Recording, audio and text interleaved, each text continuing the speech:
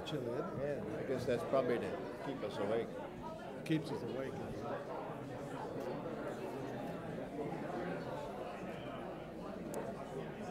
Herding cattle.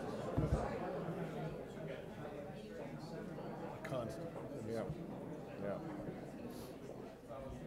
I went to the Aspen Security Forum this past summer. That was one of the few places. I mean, they started on time. I mean, they, you know, irrespective of, they just started on time. I mean, you know, whether you're there or not, they no, they let people come in and out, but they start. I think that's kind of what you have to do. That's what I'm going to guide everybody. So if we end up at 12:08, that would be amazing. Yeah, okay, no worries. Yeah, no problem. No problem. Okay.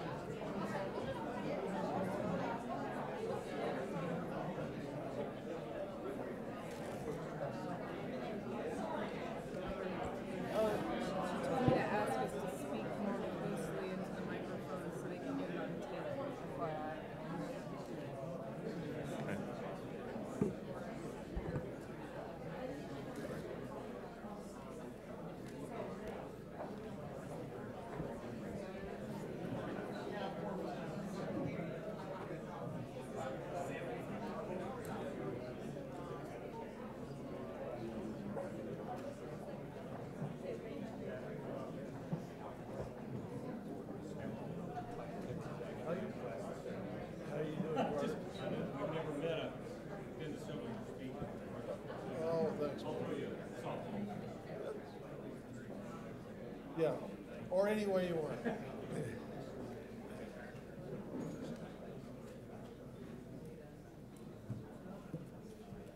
Somebody going to signal me? You ready, Josh? Start whenever I want? Okay.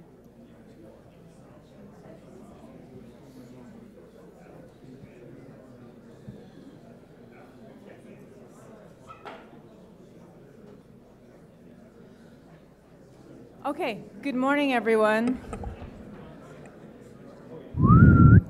Hello. Hey.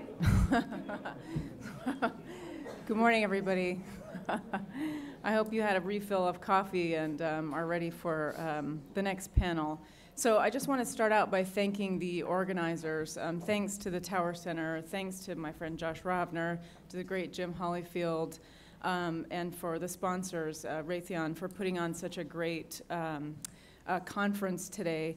And if I can just put in a little bit of a plug for Texas, I really think between UT, A&M, and now SMU, Texas is really putting together a suite of capabilities in this state to think really hard and really innovatively about these issues. So for those of you who are students, be very happy. I think you're in the right place at the right time, and there's some really exciting developments in Texas. So it's great to be here. Okay, I spent the last 3 years at UT, but still, I mean that quite objectively. I'm especially honored to be moderating a panel with such a distinguished group of officers. When Josh told me that I'd be moderating a panel with 3 retired 4-stars, I didn't know whether to be honored, thrilled, or terrified. I am all 3 of those things right now. But the purpose of our panel is to try to take the conversation that we heard this morning about the strategic environment and try to translate that into the capabilities and choices for the U.S. military to confront that strategic environment. I'm working on becoming an academic, so I'd like to waste your time by stunning you with my brilliance, but instead I'll let the actual experts do the talking. But just a quick comment, if I could. As somebody studying history, it's always interesting to try to imagine yourself as a historian of the future and looking back on this time and saying, what is this era like? Can we compare this era to any other kind of era? Is this like the 70s? Is this like the 50s, as Josh brought up? And I think that if you were sitting in the United States in 1975 or 1976, you know, it's pretty depressing. New York was the murder capital of the world. You know, we were watching movies like Midnight Cowboy, and, you know, Robert De Niro was being very weird in Taxi Driver. And it was a very, very depressing time in the States, and it looked like it was the end for us. And so I think whenever we kind of want to start thinking, well, we're in a really terrible, really difficult time, it's useful to think back on those other eras and try to think, well, what is this era, and what will future historians define as this era, and what happened? So I just always think that's a useful perspective to go into these conversations with. I'm not going to read you all of the incredibly impressive bios, but of course we have a former Chief of Staff of the Air Force, we have a former Vice Chief of Staff of the Army, a combatant commander, and 3 people no better place to talk about capabilities and choices in the U.S. military. So with that, I'd like to start with General Buzz Moseley, and they'll each speak for about 10 minutes, and then we'd like to spend a lot of time on questions in this panel. So, sir, please. Celeste, thank you. And thank you to the Center for bringing all of us together to discuss some things that are incredibly important, not just for us in this room, but for our children, and I think equally important, our grandchildren. In my case, 3 granddaughters. How's that? You're the guy. Okay. Let me, in my 10 minutes, not attempt to boil the ocean or solve world hunger, but set the stage, I think, for what could be a couple of good questions and some dialogue. In myself, I equally remember Senator John Tower, and in my case, actually voted for him a couple of times. So that dates me a little bit, I think. Let me, as the fighter pilot up here, take this discussion perhaps to about 50,000 feet to start with, and take a look at what I think the world is today and what it will likely be tomorrow. As the title of our session is Capabilities and Choices, let me define, I think, the world, at least as I see it, that the capabilities must match. I do not believe we live in, nor we will live in, or my granddaughters will live in, a Mr. Rogers neighborhood. I believe the world is a complicated place, and I believe there are activities out there that are contrary to U.S. national interest. If you just think in terms of the population dynamics and what that means, 1949, when I became a Texas A&M fan, and my parents attempted to steer me along the right direction, there were 2.5 billion people on the planet. Today there's 7.5 billion people, and when my granddaughters can vote, it will likely be closer to 10 billion people. I'm not sure what that means, but I would offer to you that that will put inherent stresses on the infrastructure and the systems that we deem necessary for just life. As a director in the East-West Institute, we have several activities ongoing with the Chinese, with Europeans, with folks in the Arabian Gulf, as opposed to the Persian Gulf, that deal with the key issues of water, food, and energy security, which I think is the nexus of potential conflict in the future. Water is an interesting dynamic. Last week's Economist had a great article about China and about the groundwater in the North China Plain has sunk 1,000 feet over the last few years because of use. Also, 7/10 of that water that does exist in the North China Plain is not potable, not even for washing.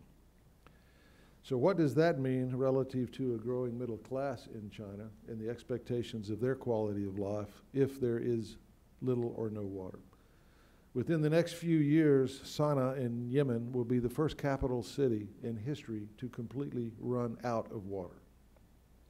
So, when you think in terms of water, food, and energy security, it's kind of the very center line of life.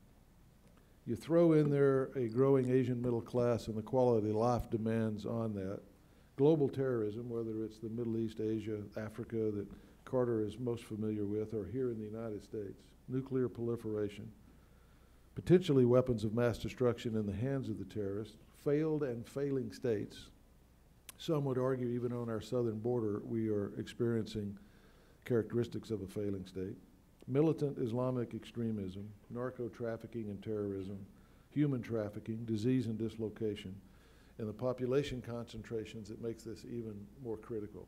And I'm not attempting to paint a black scenario other than to say from 50,000 feet, the world we live in and will live in will be an interesting challenge. Which then takes us to the next question of what's the U.S. role in this? What is expected of the United States in its operations, be they economic, diplomatic, political, or military. I would offer, if I were still on the faculty of the National War College and this were a seminar that we were talking about developing a national strategy, a grand strategy, and then perhaps matching a U.S. military strategy to that, and then handing that to the Joint Chiefs to operationalize, I think I would ask, as I was able to do as a member of the Joint Chiefs, a simple question to the President, and that is, boss, what do you want us to do?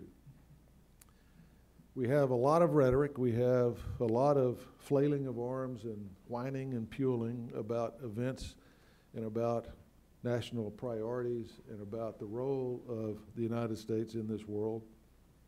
But at the end of the day, to the President, from the President to the Joint Chiefs to the services, I think it's a pretty simple question. And as a guy that went to A&M, simplicity I'm kind of attracted to. And that is, boss, what do you want us to do?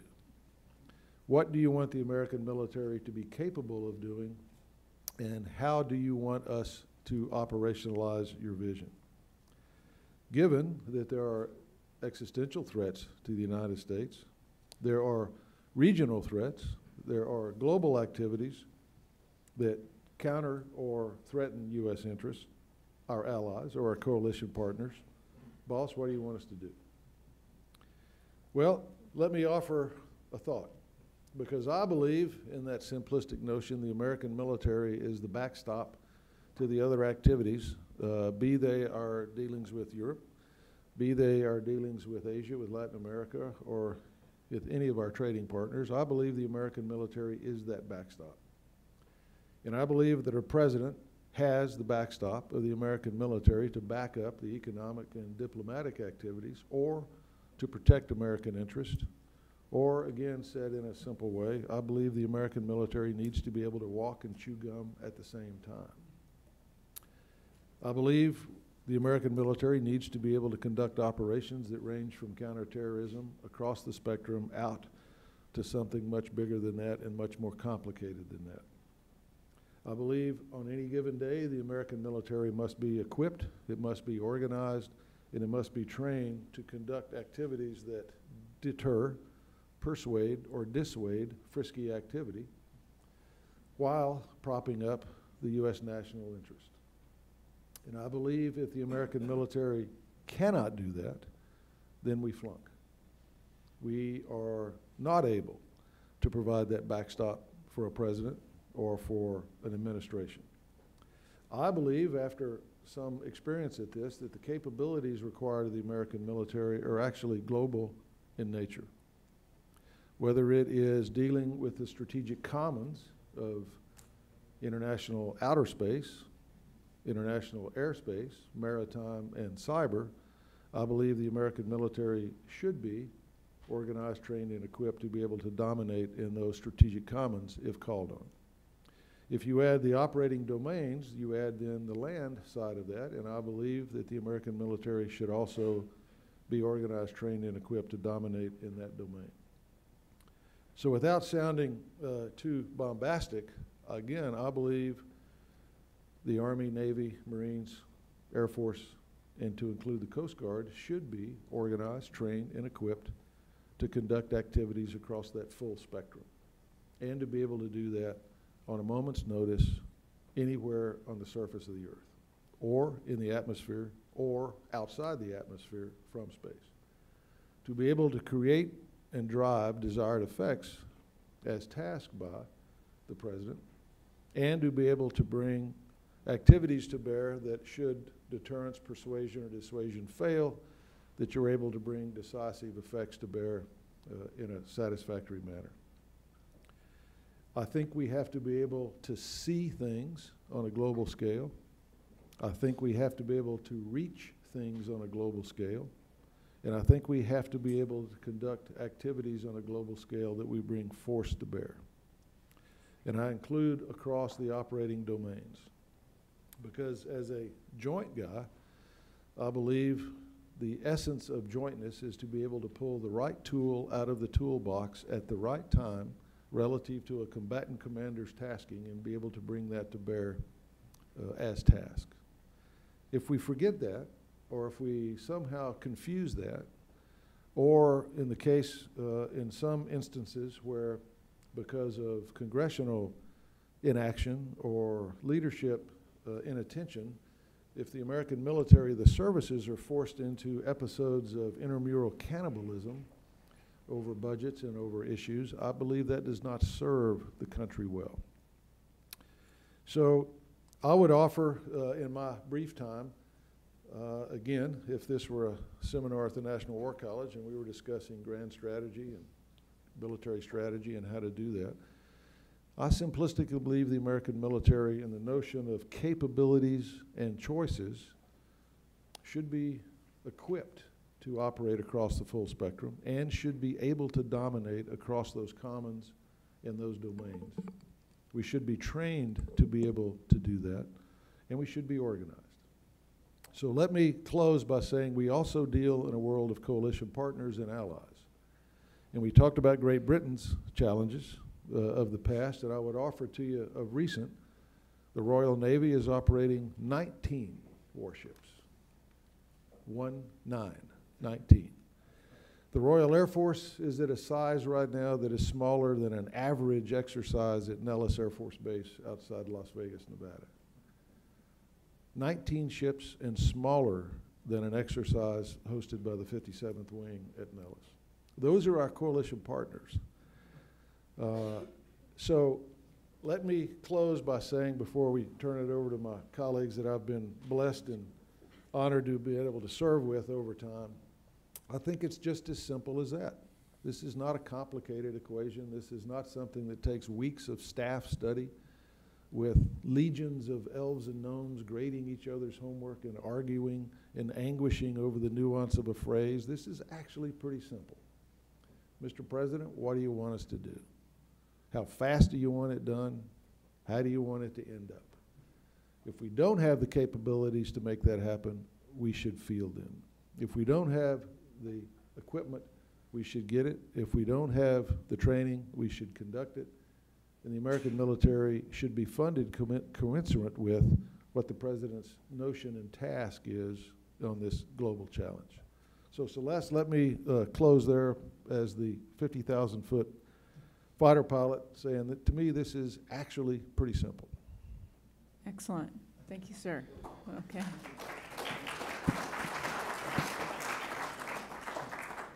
General Ham, sir. Well, thanks, Celeste.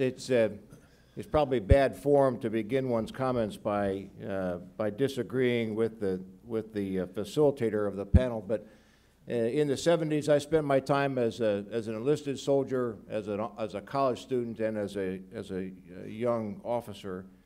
And I take great offense to the categorization of 70s movies of being somehow dark and dismal.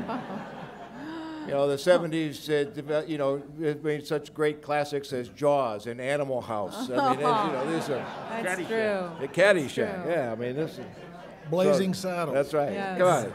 The finest Touche. movie ever made. Yeah, that's right. Star Wars, that's There true. you Star go. Wars. That was See? at the end, though. I don't know. So the 70s wasn't all bad.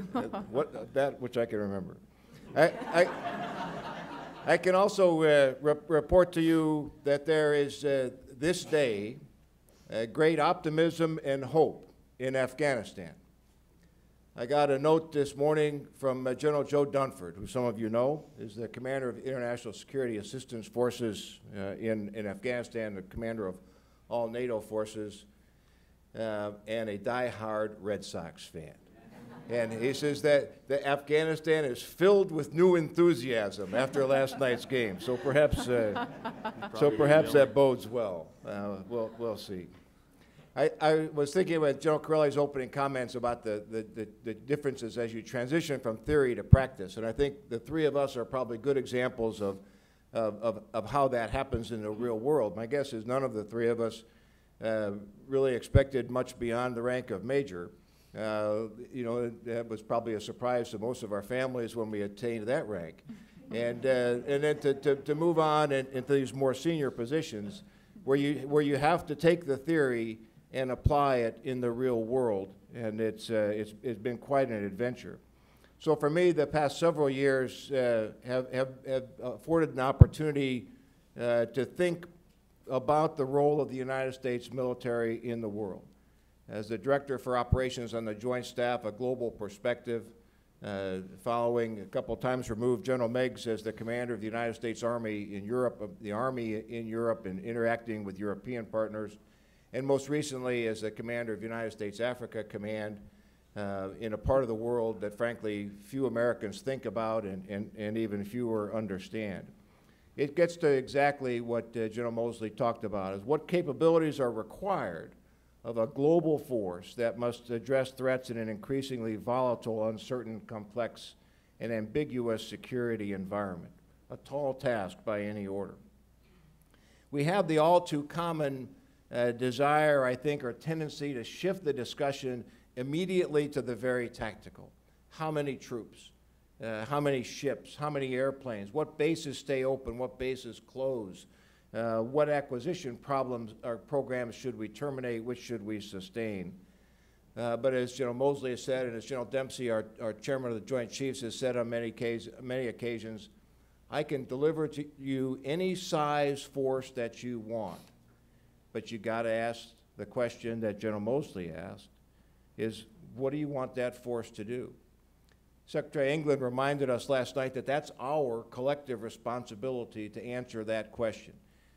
As someone who now, much to General Chiarelli's chagrin, now resides in just outside Washington, D.C., it isn't a Washington problem. It's a national question to be answered, and forums such as this here at the Tower Center, I think, get after that. But it is very much the question of what do we collectively as a nation, what do we expect our military to do, and how quickly must we be able to do that, because that gets to a large part in terms of global presence and a mix between active and guard and reserve forces. Let me talk a little bit about the two regions of the world that I'm most familiar with and some of the capabilities that may be required. Dr. Shapiro gave us a great lesson this morning about Europe and our security relationship that is anchored in NATO, but very much a changing NATO. And I think that's important for the U.S. military and what that relationship will be. I was struck as I was serving as commander of the United States Army in Europe, and we were mapping out various contingencies for significant decline in the U.S. Army presence on the European continent. And several European partners said to me, you know, we don't know how we connect to you anymore if your presence gets below a certain level. And I think that's an important consideration for us. Now, it's easy, as some in Washington have a tendency to do, to dismiss Europe. They are declining in military capability, there's no doubt about it, but they remain our most trusted and, albeit less capable, our most capable allies. And think about that. In the Balkans, twice in Iraq, Afghanistan, Libya, other places, it has been the Europeans who have largely been with us through thick and thin, even though we have some disagreements. It is in Europe where, in my view, the one existential threat exists. Russia still possesses a nuclear capability that really is the only capability that has the potential to strategically attack our homeland. As remote as that possibility is, and I believe it is extraordinarily remote, it isn't zero. And we have to continue to contend with that.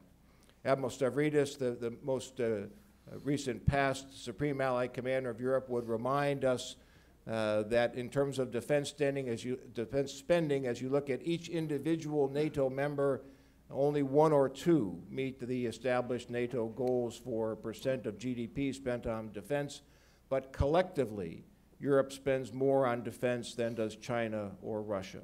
That's not insignificant. But we do have to reshape our partnership and reaffirm our commitment to the Atlantic Alliance and all that means for our own security. So I think one capability we must possess is an ability to interoperate with our most trusted allies and partners as we go forward. Let me turn now to Africa, the place where I most recently served. And Jeremy, if you think Europe gets little attention, you know, I feel your pain. That's right. Yeah. there's not a lot of attention in the security front paid to Africa, rightfully so, frankly. In the development of the Defense Strategic Guidance of 2012, which we combatant commanders all had the opportunity to comment on and participate in a very active way. The Defense Strategic Guidance, which was the Secretary of Defense telling me as a combatant commander in Africa, I want you to take a light footprint, low cost, and innovative approach to achieving our security objectives in Africa. I believe that that's right. I believe that that is the right approach for Africa. It is not a place where we want sizable U.S. military presence. It's not wanted, nor is it appropriate in that continent. In what's called the Unified Command Plan, the overall direction to combatant commanders, where the President, in his role as Commander-in-Chief, tells us what do we want to achieve in a geographic region. Interestingly, as Africa Command was birthed in 2008 in that Unified Command Plan, it tells Africa Command to take specific or special attention to a whole-of-government approach to achieving our security objectives in Africa, and I think that that's a good approach as well. A term that has been floated around over the past few years has been building partner capacity, and I think this is an operative term and a capability that the U.S. military should have, and particularly in dealing with developing countries and non-traditional partners and allies, and I think, again, Africa is a place where that comes to the fore. Let me give you just one example. All of us were serving in the early 90s when Somalia was simply a basket case, and all of you remember the Black Hawk Down period. It was indeed a dark time for us. If you fast forward now into 2013, Somalia is a long way from becoming South Korea, but it is better than it was in a long, long time. And it is better because the Africans have chosen to make it so. An African coalition under the direction of the African Union, all African-led, all African troops have increasingly put pressure on a U.S.-designated terrorist organization, al-Shabaab, and have liberated significant parts of territory. Africans have done this. But they've done it with a little bit of U.S. and international support, a fair amount of international money. The U.S. military has helped train and equip the African forces operating in Somalia. We've provided some intelligence. We've provided a very limited amount of advisory duties, and we have, in fact, conducted limited counter-terrorist operations inside Somalia. I think that's a pretty good model for a capability that the United States military should have in some of these developing areas. In Africa, we also see a regionally engaged force. In my journeys throughout the continent, I found a thirst for U.S. relationships, somewhat as a counterbalance to China. In fact, the Africans have a saying. They said, as the U.S. pivots to Asia, Asia pivots to Africa, which is a pretty interesting perspective on things. Africa is a place where we must continue our collective efforts with allies and partners. I think there's much work still to be done there. So it provides us also the opportunity to develop the innovative, agile, and adaptive leaders that I think our military force will require. Each of the service chiefs have established programs. The Air Force has what's called Africa Partnership Flight, the Navy Africa Partnership Station. The Marines have a special purpose Marine Air Ground Task Force focused on Africa. The Army has a regionally aligned force. Each of those designed to get small forces engaged with African partners in, again, light footprint, low cost, innovative ways. But what it does for us is it affords us, our junior leaders, opportunities to work in unfamiliar cultures, in unfamiliar terrain, and develop their leadership skills in that environment, which I think is extraordinarily important as we move forward. Let me close by sharing with you my favorite African proverb that I learned from traveling about. I got to 42 of the 54 countries on the continent. And a proverb, you learn lots of proverbs, and you end up eating a lot of things which you're not real sure what you're eating as well. But my favorite African proverb says simply, if you want to go fast, go alone. If you want to go far, go together. I would argue that the future of the U.S. military as a global force requires that we go far, and that we go together with allies and partners, both new and old, and we can and must do so in a fiscally responsible manner. Thank you. Excellent.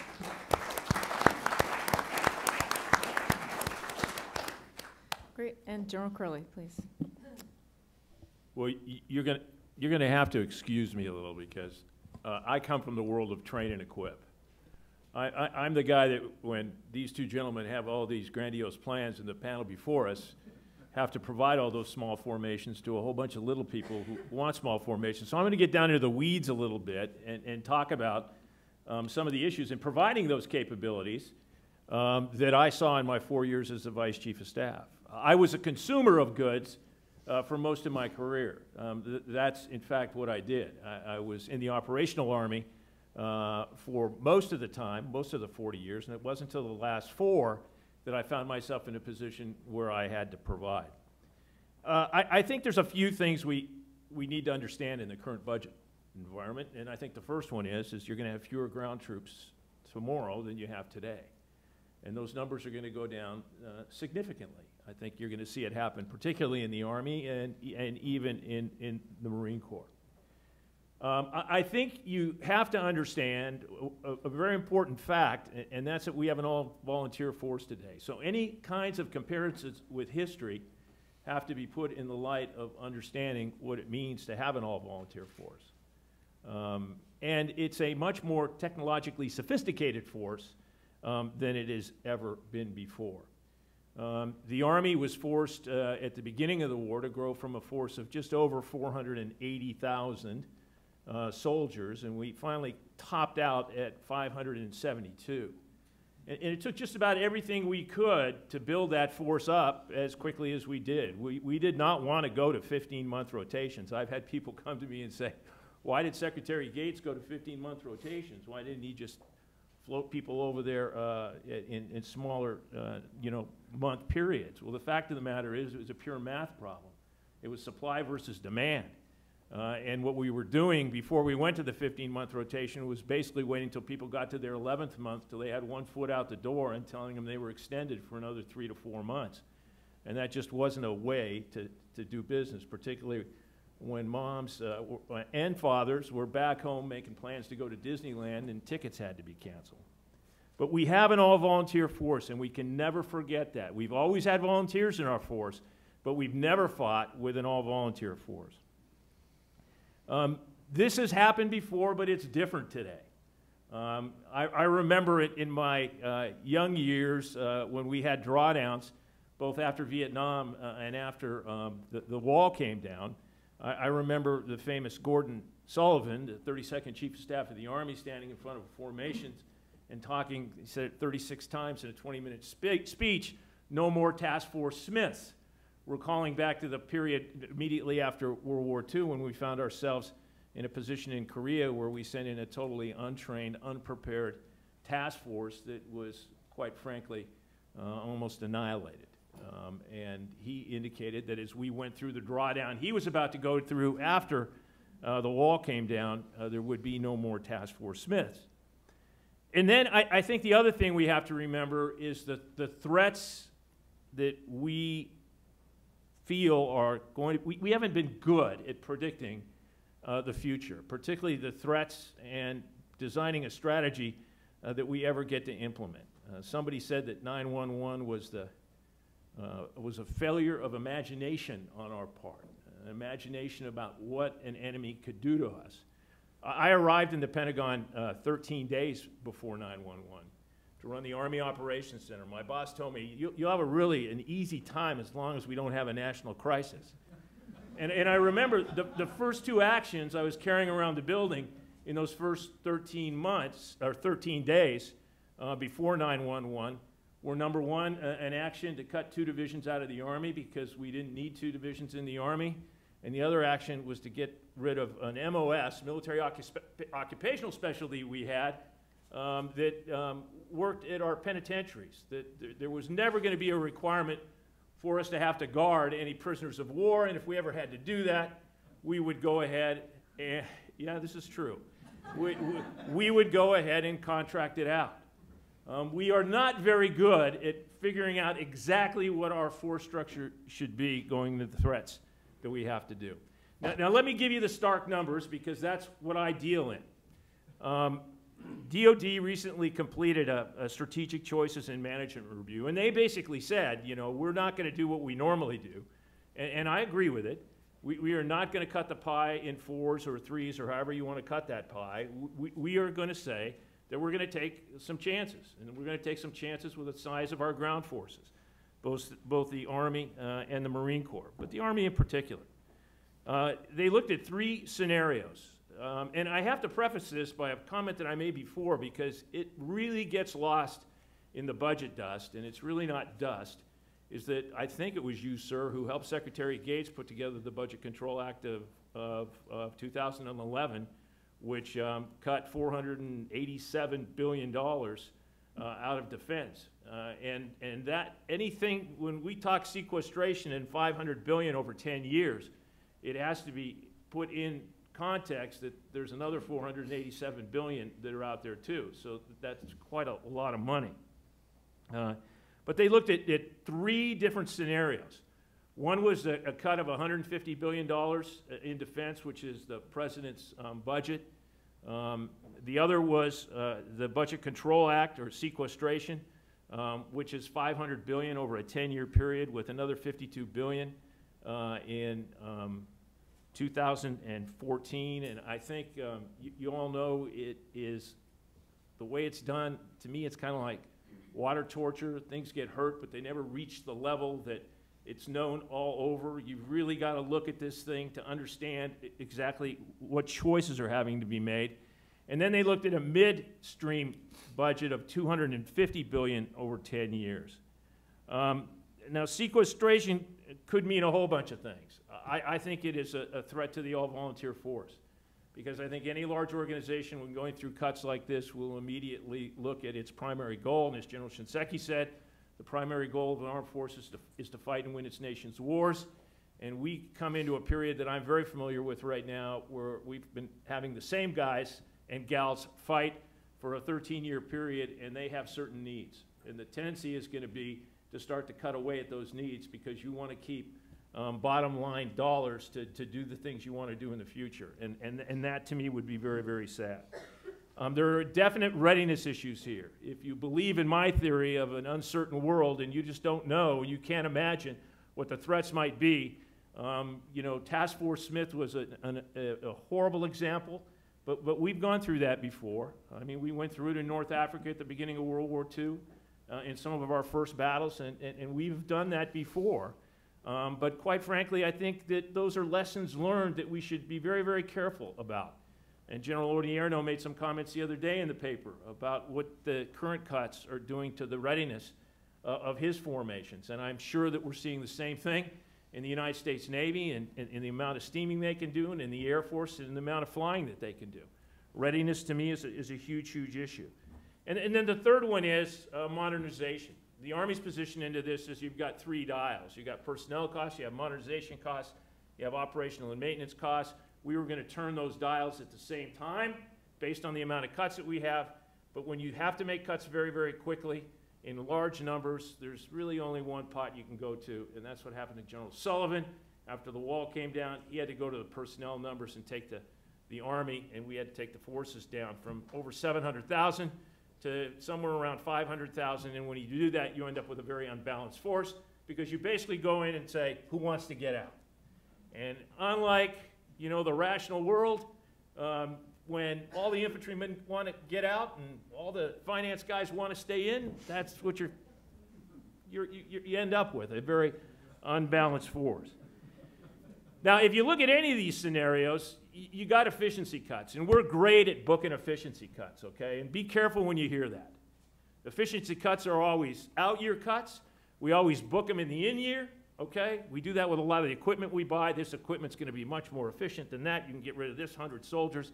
And we find out we can't do that. Efficiency cuts, everybody says, is going to probably net you about $60 billion. And then if you take a look at pay and compensation, something that's near and dear to my heart because I'm sitting on a commission right now, I think the best you're going to see in a 10-year period is $50 billion, which leaves you somewhere in the vicinity, if you go with sequestration cuts, of 350 to 400 billion short of where you need to be. And that's what the DOD review said.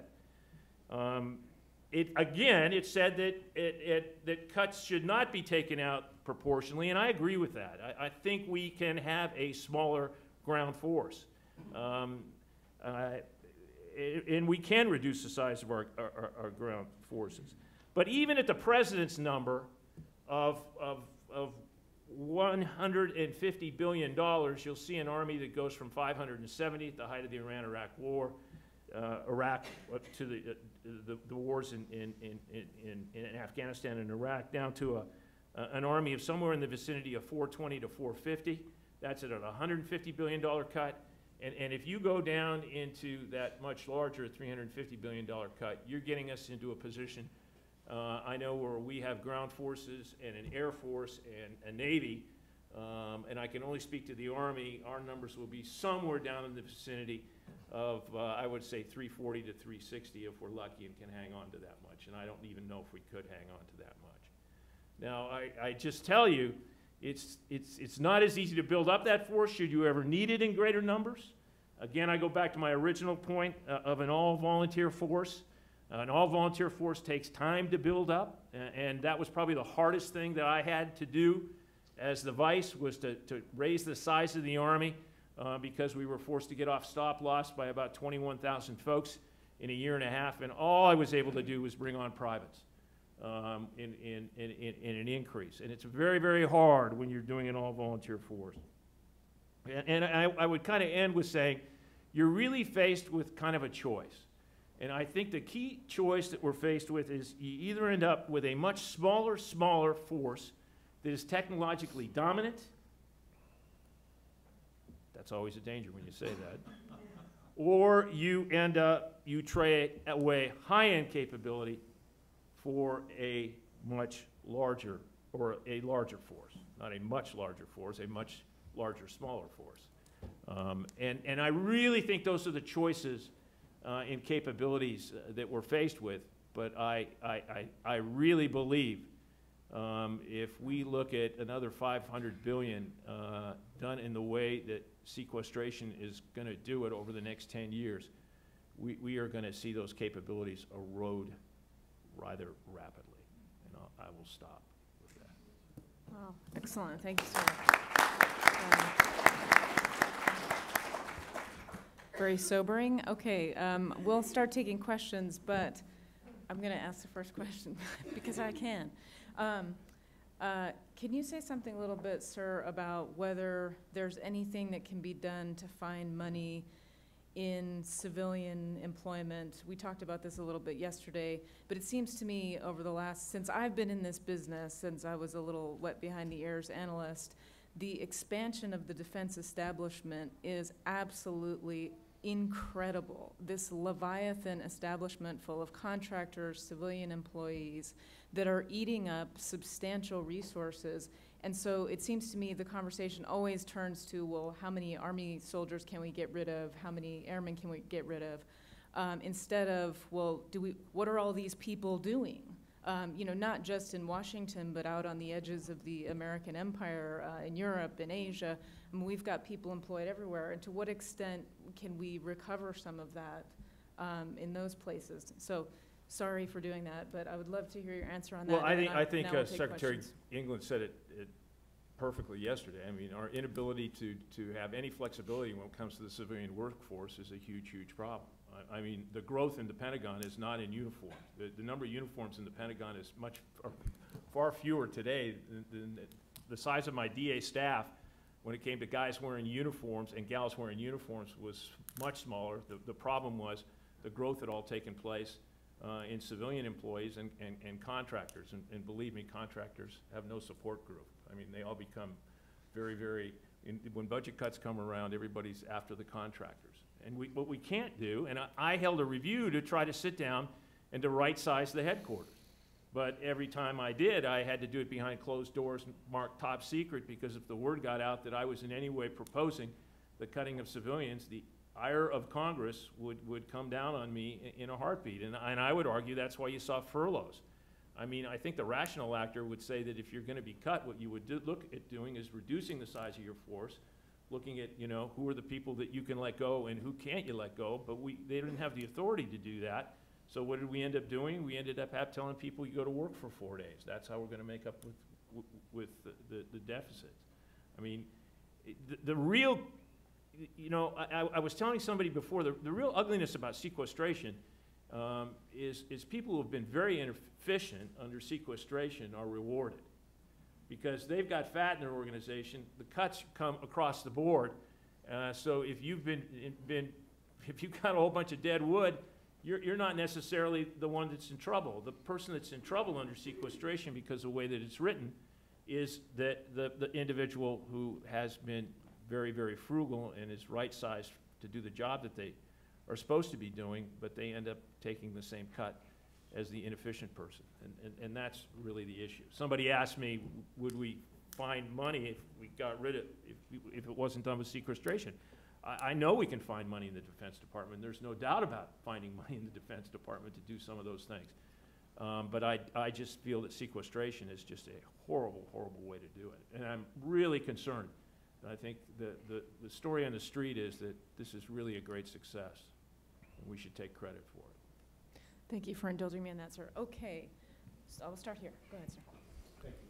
My name is Bruce Hamilton, and this question is for General Chiarelli and Admiral Walsh. It's actually two questions. Article 1, Section 8 of the Constitution says specifically that Congress shall provide and maintain a Navy and raise an Army, but no funds shall be used for greater than 2 years. That piece goes with the Army part.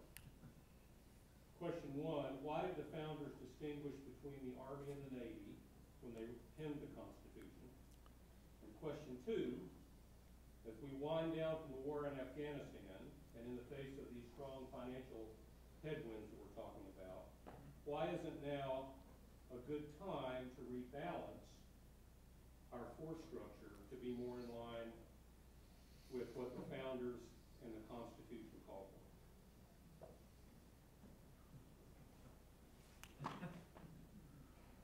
Pat, you want to go first?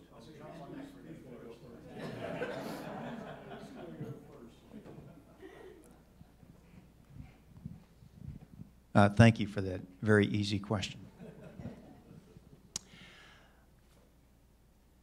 I don't know that I can give you the founder's point of view on this, and I think the issue really comes down to is one of relevance. And the challenge that we find is that as much as we would like to have a clean discussion on national interest and roles and missions, it just simply doesn't work that way, at least in practical experience. The choices that General Moseley would describe are pretty simple. You want the home game or do you want the away game? And if you want to take care of the issues that we are seeing out there in the world today, I think you have to have forward capability, and that means that you're going to have some combination of what Pete brings to the table, what Carter sees, what General Moseley can train and equip, and what the Navy brings. And unfortunately, it just doesn't fit neatly into Article 1, Section 8. And I don't know how else to go about it. Celeste, you brought up a great point here about civilians, just to describe how murky this whole thing is. I find it fascinating when other agencies within the executive branch come forward and go, the only operating functional piece of the U.S. government is the Department of Defense. And we become the sump for work. So it's hard to have a discussion about cleansing the civilians out of DOD without talking about how much work the department has taken on over time. And I think that's where the broader roles and missions discussion really ought to go. Yeah, I don't think I haven't been arguing for a rebalancing of the force. I think the force has to be rebalanced. I'd just be like to have it be done in a much more rational way than we're going about it right now. I mean, I'd like to go back to what General Moseley said and said, what do you want me to do? I would also like us to admit that we aren't very good at predicting the future. You know, it is true that I was carrying around a piece of paper to get rid of 2 Army divisions and, you know, in 13 days before 9/11, and that became Chiarelli's idea on the 12th of September. Well, you know, why in the hell were you doing that? The fact of the matter is, we're always kind of going to rebalance that force and to work through that. The problem is that ground forces, I would argue, are a little harder to rebalance and get it right every single time. All I want to ensure is that the rebalancing is done based on some form of strategy. In answering General Moseley's question, what do you want me to do? And we don't put ourselves in a position where we call on forces that are not ready to go because we could not ever imagine we were going to need ground forces again. And quite frankly, that's where we are right now. We're at a point where there's a lot of people that say, well, where would I ever employ them? I mean, let's get the elephant out of the living room. I mean, that's really the issue. People are asking that question, and that's fine, but let's make sure that we don't stumble into something that costs the lives of young men and women in a short period of time because we weren't prepared and did not have a trained and ready force. I'll just go here. Celeste, can I make a short comment? Oh, yes. To answer your question, I think that was before Orville and Wilbur. For what? Orville and Wilbur. Yeah. He would say that, wouldn't he? Yes. I know. Predictable Yeah. response. It's been assumed for a number of years that we're going to have a all volunteer force. And my question is, we're looking at periods of austerity. Hey, 1, 2, 2, 2. Hey, 1, 2. Hey, 1, 2, 2, 2. Hey, 1, 2. Hey, 1, 2, 2, 2. Hey, 1. My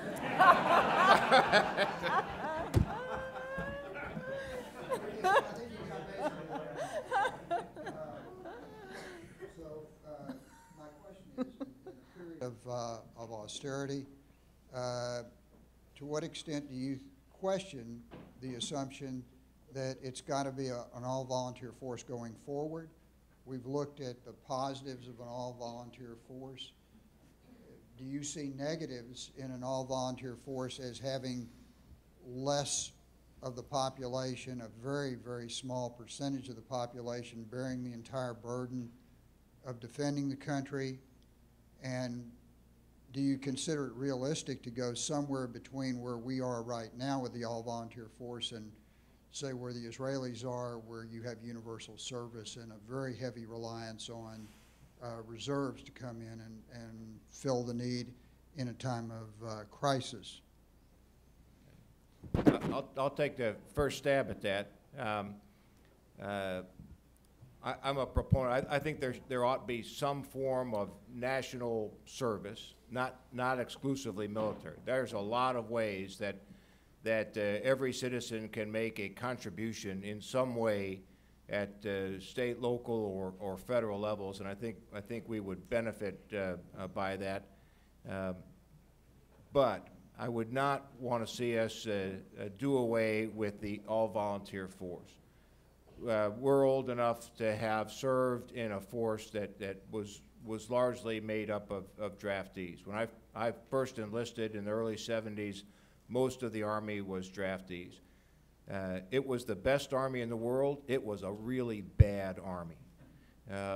And we should not return to that. The all-volunteer force, I think it's one of the, this is a great testament to our country that through 12 plus years of war, we have continued to attract bright young men and women to the military force, and they have performed admirably. And every service member wearing a uniform today has enlisted or re-enlisted or commissioned or extended their service voluntarily, knowing that they were in a time of war. That's an incredible strength of this nation, and we shouldn't We shouldn't lose that. I think we'll have to make some adjustments to the all-volunteer force, but I would not want to see us return to an area of military conscription. Let me offer another thought for you. I think you've asked two different questions. One about a volunteer military and one about some form of public or universal federal service. Those could be couched as two different things. All of us have served both ways in the world of a draft and the world of a volunteer service. And I would come down on the notion of the American people are better served with a volunteer service. Much better served, especially if we get as small as it looks like we're going to get across the board.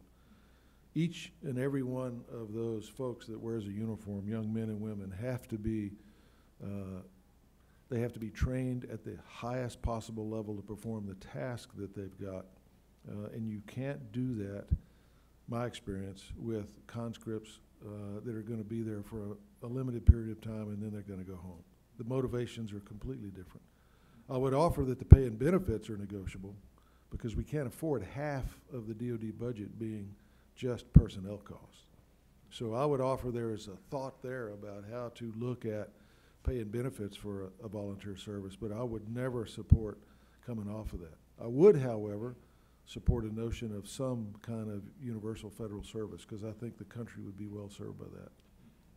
And I'll just totally second what General Moseley said and tell you the most stressed military occupational specialty that I had during the 4 years I was there, and I would say for 7 years, was Army aviation, rotary wing aircraft. I could tell you that every Army aviator who was home on day 365 after returning from a deployment was going to be deployed on day 366.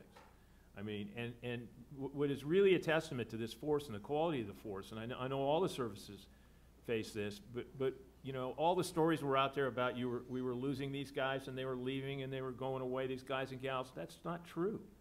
We never, ever had any of those indications.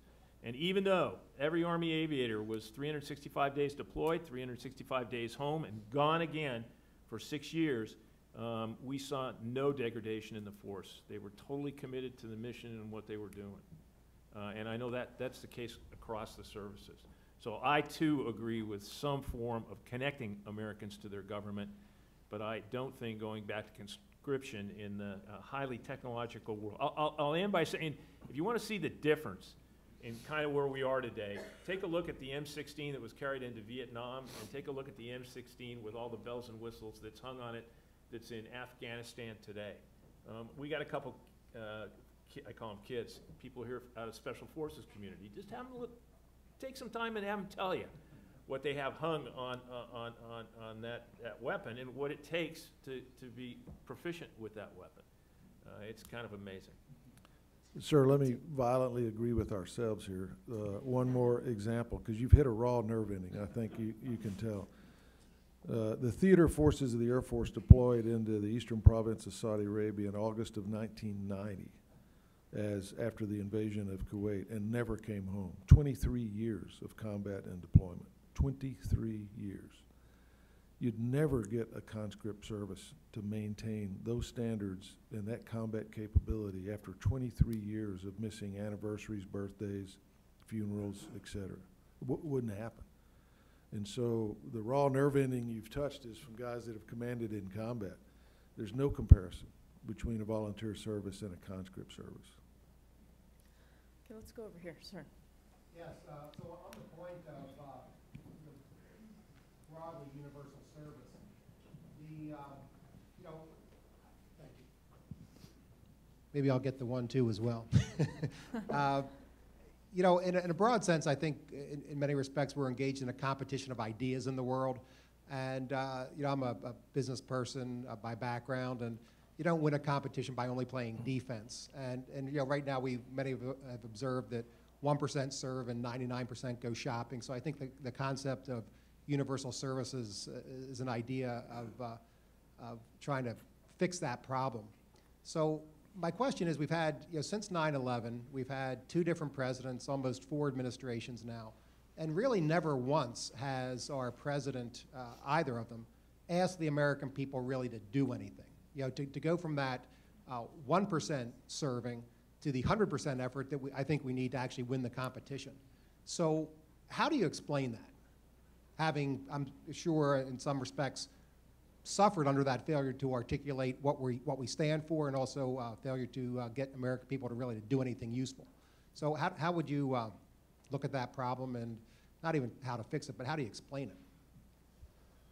Anybody? Well, I'll give it a shot. I don't know that I'll satisfy your answer. I think the political motivations are different than the operational motivations within our government. I would go you one further, is we used to sit in the tank, the Joint Chiefs and the President, and have these discussions. We would ask him, boss, where are all the other elements of the American government? You know, we're engaged in combat. Where's the Department of Commerce, the Department of Agriculture? Where are those guys? Well, there's no good answer for that because they never deployed or never participated. I think part of it is the reluctance to attempt to frighten or attempt to include or an attempt to bring others into this, because that becomes a little threatening. But perhaps there's a way to couch that in a more positive sense about the positive benefits of some form of universal service. It doesn't, the military is a piece of that, but there's so many other things that could be done, especially now in this country, that would be beneficial. But I think if you're the president, that's a gut check for you to bring that to the public. That may be something like touching electric fences. I mean, it's not probably, it would probably be painful, but I think it's a useful discussion to have. My sense is that there's a great willingness on the part of the American people to help, to contribute. I don't think that most want to just go shopping.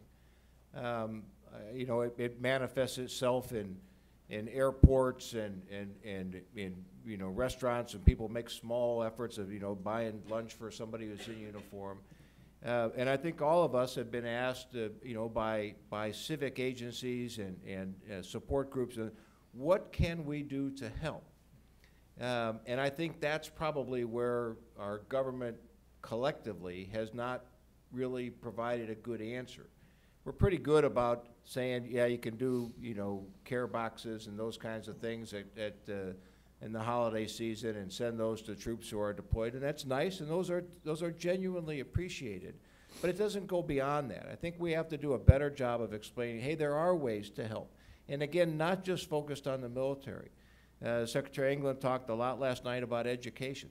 There's a lot of volunteer work that would significantly improve our educational processes. That's a way for people to make a difference. There's a way for people to make a difference with homeless, with other, and lots of other endeavors. So it's not just get involved with the 1% who are serving in the military. It's get involved in our nation. And I think that's the leadership vacuum that exists right now. Okay, great. Let's move on. Sir. Simple question. None of you have mentioned military procurement of hardware. We're living in a world of budget austerity. A significant part of the military budget, all services, does go to so-called advanced weapons programs, some of which appear to be duplicative or more nearly driven by congressional priorities rather than by strictly military needs. Anyone? Yeah, I'll take that one on. I didn't want to say anything about procurement because I'd kind of get crosswise of a man I deeply respect, which is Secretary England. But if you heard a little mumble when he said that it's all project managers, I think that we have some real issues. I think we have some huge issues. And I think there's a difference between the way the services need to look at procurement today, but the system and the laws and the policies we have in place are not allowing us to be as efficient as we need to be. You know, the program of record was something that, you know, you didn't buy anything. You didn't buy a white shirt if it wasn't a program of record. It wasn't a white shirt, it was a shirt white. I mean, but it was something that was turned over to a program director. And the Navy and the Air Force's requirements for programs of record are much greater today than it is for many of the land forces. I mean, I often tell people that if the Army was developing the iPhone, we would be 2.5 years right now away from iPhone 1, given what we're forced to do to get to that point. And that's how long our development cycle is. And that's why we see the change in requirements. If you have a development cycle in a highly technological world that you have today over an instrument like a radio that's going to take you 10 years to get it in the hands of a ground soldier or Marine, you're going to end up with an antiquated piece of equipment. I think testing has become a bureaucracy of its own that employs people. I think, I mean, go back and look at the tests we did on armor plates. You would have thought that we were being penetrated every single day over some congressional thing over armor plate testing. We had not a single penetration of an armor plate that I know of in 13 years of war, okay?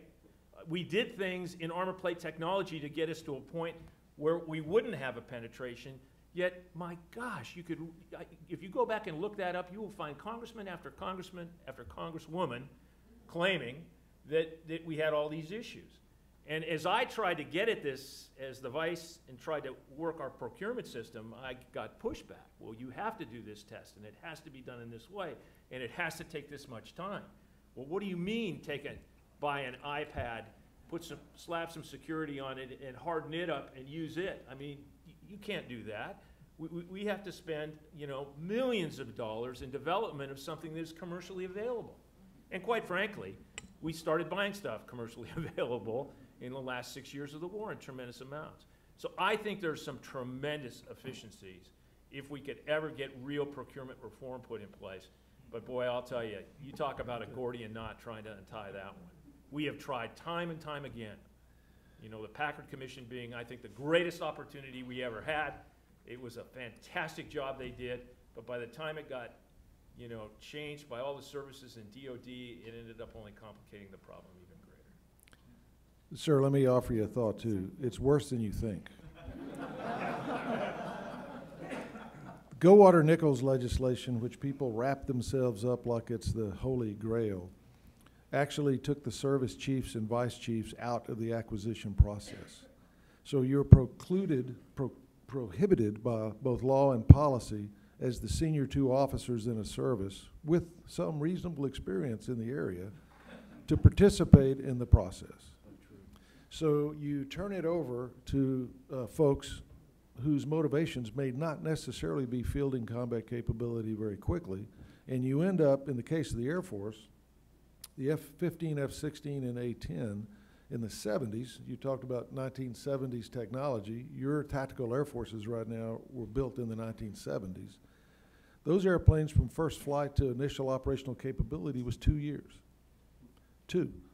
The latest generation airplanes, F-22 and F-35, it's taken us 2+ decades to get the airplane, and the F-35 is coming into squadron service, so it'll be okay. The F-22 entered squadron service after 2 decades. 2 years versus 20+ years. And the service chiefs and vice chiefs are not in the game.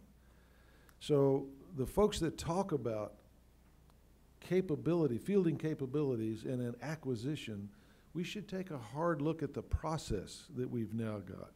There is an amazing amount of savings out there by streamlining the process and fielding systems quicker. Be they ground, be they naval, be they space, be they air, doesn't matter. The architecture of the process is broke. As the vice chief, which I also was blessed to atone for some sin that I forgot to be the vice chief of the Air Force, you're out of the game. You're dealing with a deck that you don't know what's there because the people that are actually controlling the acquisition process are not Army, Air Force, Navy, etc. So I would offer to you, it's actually worse than you know. Okay, I learned from General Chiarelli that if you're on time, you're late, and if you're late, you're completely screwed. And so we have about 5 to 7 minutes. What I'd like to do is take 3 or 4 questions all together and then have our panel give some final remarks in answer to these questions. I have this gentleman here, that gentleman there, and there, okay? Well, so as a businessman that's been trying to do business with the government for the last 5 years, I hate to tell you how much I've spent trying to penetrate that wall of the government procurement process. So from a civilian's point of view, it is a very cumbersome and difficult process to work with, even in the most simple things. My question is, it will be a whole lot easier than that. And that is, General Busby, Moseley, you've talked about what our posture needs to be and the things that we need to do as an organization. And you've talked about a land structure versus a highly technical force structure. So could you, maybe the three of you, give us some thoughts about how much of, with the budget austerity that we have right now and the money that's available, how much of your ideas of what we need to be doing can we possibly accomplish? And what kind of force structure do we have to have in order to be able to accomplish it as much as can be accomplished with the budgets that we have? Okay, thank you. And if I go to this gentleman here. Yep. Hi, thanks very much. From the tenor of your initial comments, essentially what you're saying is that the U.S. military will have to do more with less in places that are further afield than ever before. So moving forward, what are the sort of deficiencies in human resources of, let's say, middle-ranking officers in 5, 10, 15 years that you see need to be addressed? Is it more language training, more training in social science, statistics, and so forth? Okay, excellent. And then this fellow here. My question relates to who's not in on the discussion here. We're talking about national security strategy under austerity, but we haven't brought into the room the CIA, the National Security Agency, and a whole They're swarm. listening, I'm sure. They're listening. No, Maybe that actually, was the 1, 2, 3 count. They actually have your name now. Okay, well, the point is that while the armed services are subject to severe austerity under the sequester, it seems that, I'm not an expert on the budget, but it seems these other guys that I mentioned who are listening are continuing to grow topsy-turvy. They virtually own Maryland now, I think, when I drive through there. So do our flag officers here have anything to say about bringing them in? And when we're totting up the resources we're spending on national security and shrinking it, bringing them into the equation? Okay, I gave one more guy a chance, and then we'll have some final remarks and answer to all these questions. You remember all that? I remember them, I think. The Sort of. Army guy didn't take Okay. Okay. This is a budget question too. It's for General Chiarelli. It relates to the work he's currently doing in One Mind for Research, and that is, how does the military budget, if it tries to budget at all, for taking care of the walking wounded we have now, both physically and mentally, because those costs are going to be with us as a society for decades to come, and they are probably fairly substantial costs. And does the military have any way of predicting what those will be? And on the basis of experience we've had recently, is there any effort to try to predict what those expenses will be over time? Okay, great. So if I could just have you all make your final remarks, and then also if you could address whichever of these questions you would like to address. And why don't we start with you again, Okay. General Moseley. Trade-offs and prescriptions, the guy that asked that question. So I think the American military will get smaller, but it needs to be smaller. And I think you need to trade the savings in personnel, because remember there's 4 kinds of money: personnel, infrastructure, O&M, and investment.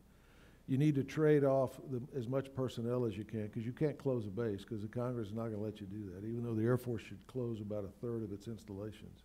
Your O&M budget you shouldn't touch, because that's your training, steaming, flying hours.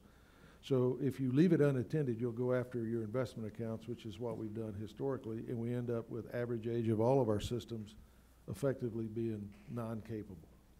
So you're going to get smaller, and you need to trade that off to protect the investment accounts. Sir, your question about mid-grade officers, I would say the first thing they need to do when they wake up every morning is be competent in their skill set before we get creative about other things. If they're not competent as infantry or submariners or aviators or whatever, then it doesn't matter if they're bilingual. That is something very useful and very helpful, but it does not supersede the core competencies that we ask of them. And the last thing about intel, why do we have multiple intel entities that have enormous staff? When the Defense Act of '47 gave us a central intelligence agency, why do we have all those other guys? And what do those other guys do every day? Same in space. Why do we have all these people operating entities in space? We should streamline that, save the personnel cost, roll the money into the investment accounts, get more capable as we get smaller. So following on the Intel community question, which I think is vitally important, as the force gets smaller, and it's going to get smaller, and global presence lessens, which it's going to lessen, then we become more reliant on the intelligence community. You've got to be, as General Chiarelli points out, as former Secretary of Defense Gates has said a number of times, the one area where the United States has a perfect record has been its inability to predict the next conflict. Zero. But still, you need an intelligence community that is broad-based and wide-ranging. I think we do from my view, we do a very good job on the technical side of intelligence, particularly at the operational and strategic level. We do less good on the human intelligence side, and I think that's an area that is worthy of development. But if you're going to have less force, then you're going to be more reliant upon intelligence to guide national leadership on where and when that force needs to be employed. So investment in intelligence is I think warranted, though I would agree with General Moseley that there are tremendous efficiencies to be gained with the multiple intelligence agencies. You said one of my least favorite phrases in the world, which is do more with less. You do not do more with less. You do less with less. And we shouldn't kid ourselves about that. But it drives then the question that we've talked about since the outset is that we, people, the nation, the government has got to define what is it that you expect to do. And that's the challenge, because we have, in my view, a very activist national security staff that is expecting the U.S. military to continue to do all things in all places, but oh, by the way, you have to get smaller and more efficient. And so there are some hard choices that we as a nation have to be able to take on. And lastly, with regard to leader development, I agree that increased focus on technological backgrounds and education for the force is necessary, language capability, all of that. Again, creating a force that is comfortable in ambiguity, that is comfortable working inside foreign cultures. But I think there are ways to do that, and remembering that at the end of the day, military activity is an inherently human business. So it isn't exclusively in the technical realm. We have to have leaders, service members who are technically capable and competent, but are also effective leaders in the human dimension. That's asking a lot. I would say the past 12 years have proven that we have such men and women in our nation who are capable and willing to serve in those roles, and we've got to continue to encourage them. Thank you, sir. And General Cronin. Just two cautions. Number one, please ensure that if you quote my numbers on personnel, that you do say fully burdened. That is not the amount of compensation, pure compensation that they're receiving, okay? That's a fully burdened cost, which includes all the training and equipping and everything to do with their time in the service, and it is close to 50%. And second of all, I go back to a point I made earlier this morning. Remember, when you're looking at this defense budget, there's so much of it that's non-discretionary, and General Moseley brought up a beautiful one. You know, the Air Force would close bases. I think the Navy would do the same. We would have stopped buying Humvees. I know there's aircraft. I used to, to see, the Air Force try to stop buying certain aircraft and be told that they must continue to buy them was, sometimes you kind of relish in other people's problems, and every once in a while for the vices, you'd go, boy, he's really having a bad day, but, and then we'd commiserate together. And I think it's really important to remember that, because it's not as simple as it seems. And the final thing I'd say on leader development is I totally agree with Carter. We need people who are adaptive.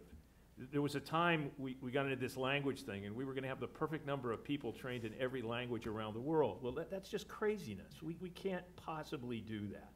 Now, that's a time when I think we have to rely on contractors in certain places. Yes, Is it good for officers to know other language? Yes, it is.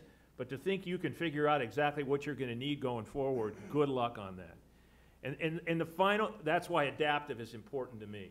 And the final point I would make on the things that I'm concerned about right now, traumatic brain injury and post-traumatic stress. This is a perfect example where the amount of money that's being spent does not necessarily get you the product you want.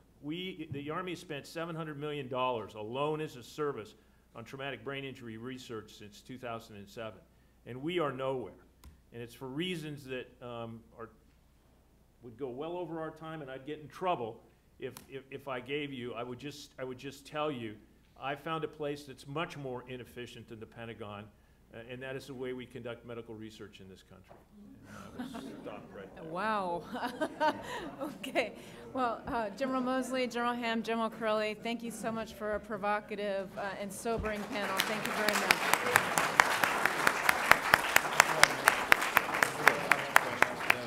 I believe it's lunchtime, and it's out there somewhere.